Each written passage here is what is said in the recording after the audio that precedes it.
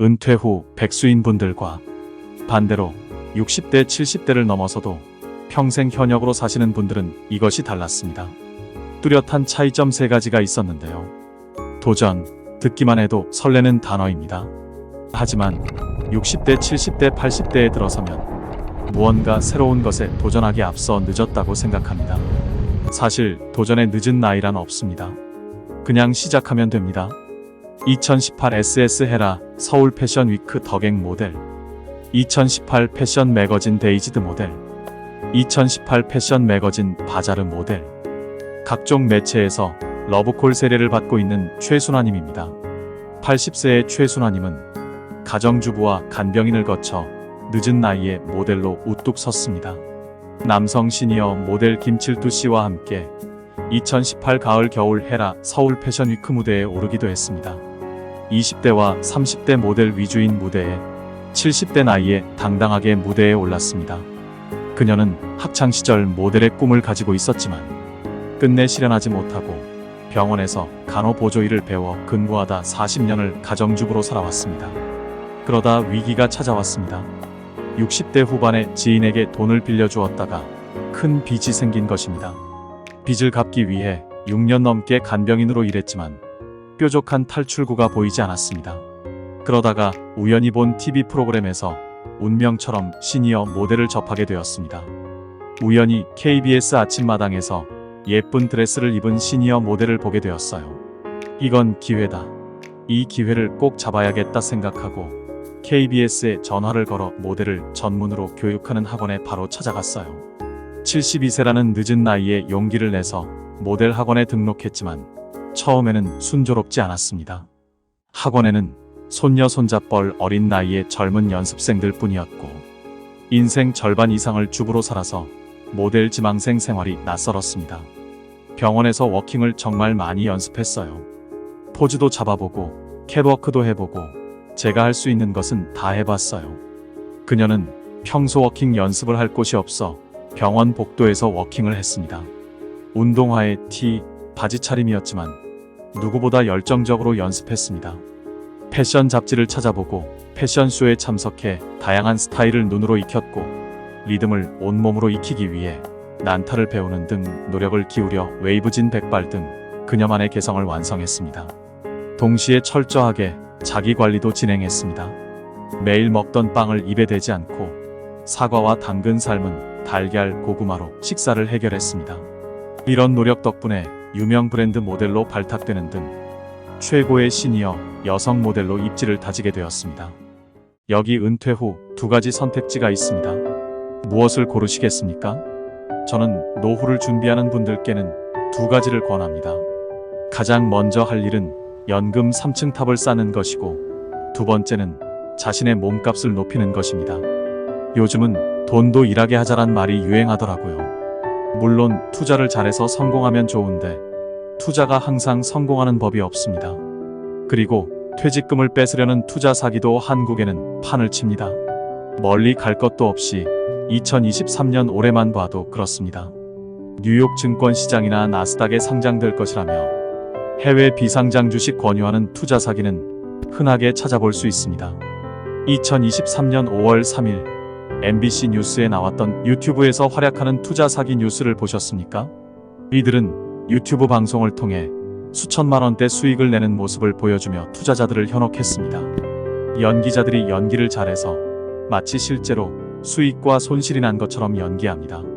해외 유명 투자 회사들의 로고가 들어간 주식 선물 거래 프로그램을 제공했는데 가짜 프로그램이었습니다.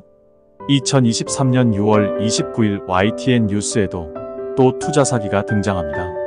비상장 주식이 상장되면 최대 6배의 수익을 보장한다며 투자자들을 속였는데 피해자 절반이 60대 이상이었습니다.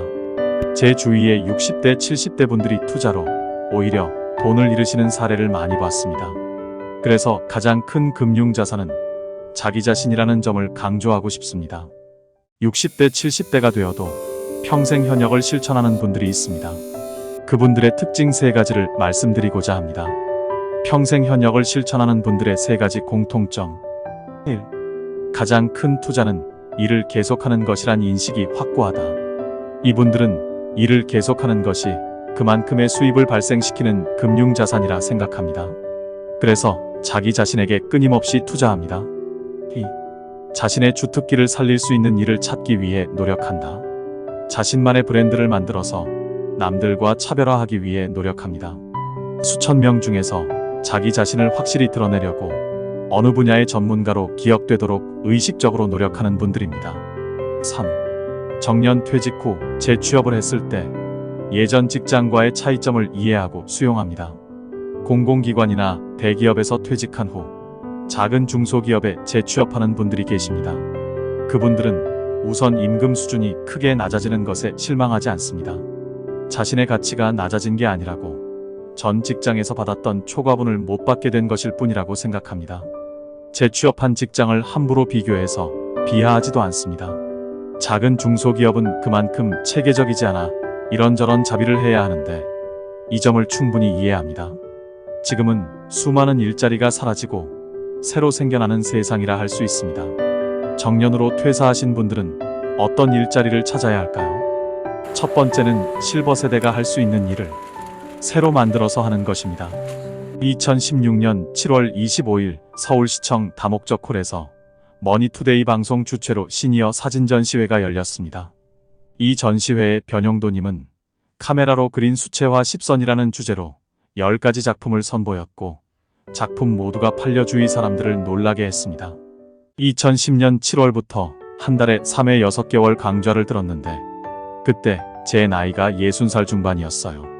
사실 그는 누구보다 늦은 나이에 사진에 입문했습니다. 47살에 회사 그만뒀거든요. 쌍용화재 영남권 본부장이었는데 IMF 앞두고 하루아침에 해임됐습니다. 퇴직 후 10년 동안 가족의 생계를 책임져야 했기에 여러 가지 일을 가리지 않고 하다 보니 훌쩍 60세가 되었습니다. 그는 1998년 내띠양 시절부터 촌놈의 세상복이라는 문패를 달고 블로그를 연재했습니다. 이때 블로그에 함께 올린 사진을 찍으면서 사진 공모전에도 공모하기 시작했습니다. 그리고 대한민국 사진대전에서 입선, 그 외에 많은 공모전에서 입선과 입상을 하게 되었고 책도 출판했습니다. 시니어 대상 공중파 라디오 프로그램의 고정 리포터로 활동하면서 사진작가 출신으로 시니어들에게 스마트폰 카메라 사용법 등을 가르치는 강의를 하며 살고 있습니다. 교육행정공무원으로 근무하다 퇴직한 홍 씨는 유튜버로 새로운 인생을 시작했습니다. 제주 시니어 클럽 제주 사랑마심 채널과 개인 채널 오르몰레를 운영하고 있습니다.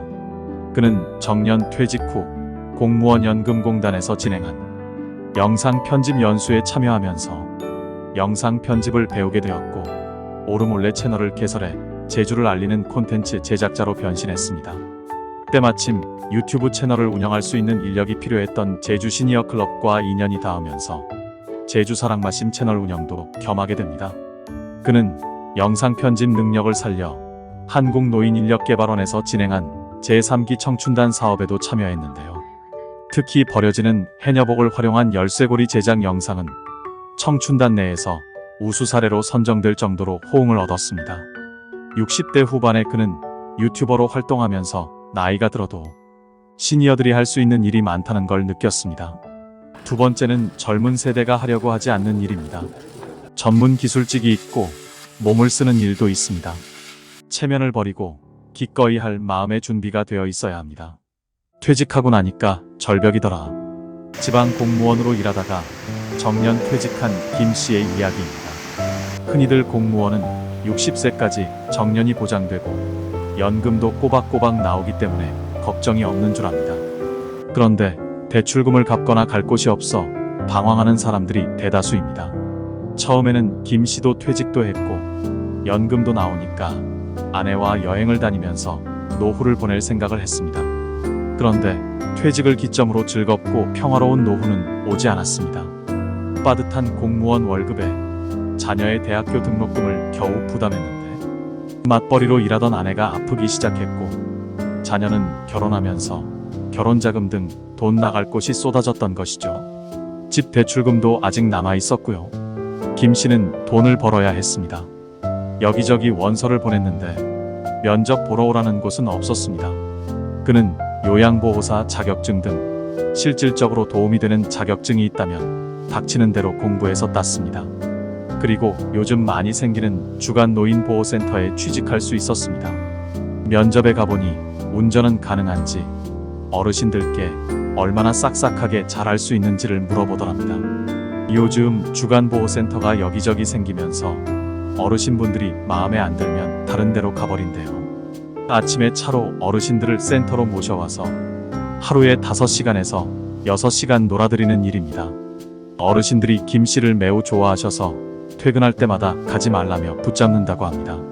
한 달에 월급은 112만 원인데 건강보험료 32만 원을 센터에서 내주고 점심은 센터에서 함께 먹는데 집에 가져가라고 영양사분이 반찬도 싸줍니다.